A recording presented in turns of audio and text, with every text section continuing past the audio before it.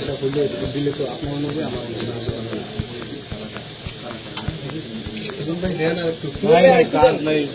ধন্যবাদ। আমরা গতকালকে 10:41 আমরা জাতীয় জরুরি সেবা 999-এর মাধ্যমে সংবাদ পাই যে আমাদের লালমনিরহাট জেলার আদিতমারি থানাধীন মহিষখোচা ইউনিয়নের একটি চর, গোবর্ধন গ্রাম, এই গ্রামের একটা তিস্তা নদীর চর, এই নদীর চরে একটা ডেড বডি ভেসে আছে। আমরা তাৎক্ষণিকভাবে যাই, ওখানে আমাদের পুলিশ সুপার স্যার এসেছিলেন, আমরা ডেড বডিটাকে উদ্ধার করি।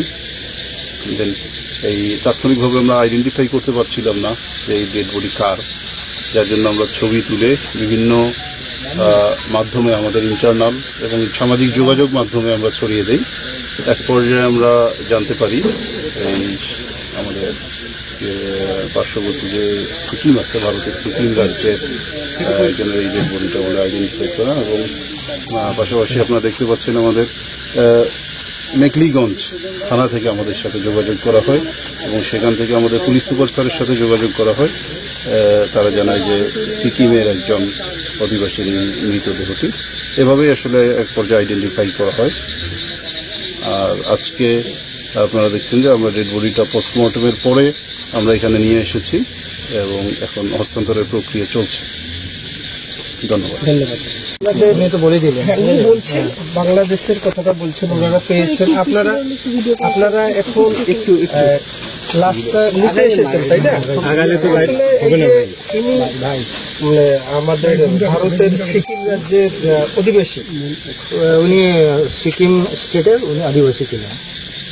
কোনো মন্ত্রণালয় বা কোনো মিনিস্টার কোনো ছিলেন না? যেটা ওনার রিলেটিভসরা বলছে, উনি কিছু আগে এক্স মিনিস্টার কিছু ছিলেন, উনি হয়তো এক্স এডুকেশন মিনিস্টার সিকিমে উনি রয়েছেন আগে। এটা কি শিওর? আচ্ছা, উনি ওনার রিলেটিভসরাই আছে। উনি কি কারণে নিখোঁজ হয়েছিল এটা কি আপনারা তদন্ত পেয়েছেন যে কেন নিখোঁজ? এটা তো সিকিমে একটা জিডি হয়েছে, ঠিক আছে, জিডি রেফারেন্স হয়েছে, সেই জিডি উনি সিকিম পুলিশ বেঙ্গল পুলিশকে কন্ট্যাক্ট করেছে।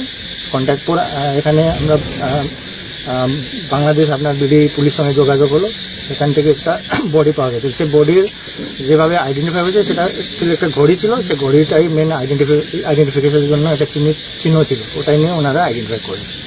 রিলেটিভ স্যার, আপনার নামটা? আমি এসডিপি মেকলিগঞ্জ, আমার নাম আশিস সুব্বা। আমি एसडीपी मेकलिगंज सब डिवीजन। अच्छा, तो वो हमारे ससुर हैं, मैं फादर इन लॉ। तो उनका कल हमको मैसेज आया था, तो हम उनके हाथ में घड़ी था, तो घड़ी when we saw that watch, तो हमको लगा कि वो वॉच तो हमारा फैमिली हमेशा देखता है, तो वो हम लोगों का ही वॉच है। तो उसको फिर फर्दर हमने बांग्लादेश पुलिस और मेकलिगंज पुलिस दोनों ने बहुत कोऑपरेट किया, हमको घड़ी का और इमेजेस भेजा। तो उस इमेज से वी थॉट कि इट्स हिम ओनली, बिकॉज उसका जो घड़ी का जो पार्ट्स हमारे पास बैक होम में घर में जो है वो एग्जैक्टली मैच कर गया उसके साथ। Missing He just came out of his house after having food at 9 a.m. in the morning. उसके बाद he came to a place called Rongpo, which is border to Sikkim and West Bengal. Post that nobody saw him, so we were actually looking for him from 7th onwards. So we looked for him all over the places wherever he could go, but we couldn't find him. So yesterday was a definitive lead that we got. Looking at the body, probably we would have recognized him. But looking at the watch, yes, I think it's the same watch. Sir, आप लोगों को किसी पे doubt, किसी का दुश्मनी, झगड़ा, कोई मनमुटाव? नहीं, he is a very senior politician plus social worker and a Vedic scholar. So he is a spiritual man. I don't think he has any enemies. Ex-education minister. He was actually a pro-democratic fighter, and then in the first cabinet of Sikkim, he was appointed as a minister, elected as a minister, and then he became a deputy speaker, and he was in active politics till 1999. Post that he renounced everything and then he went into spirituality. Sir कौन से विभाग के minister थे, education या forest land? Land revenue, tourism, forest, and speaker.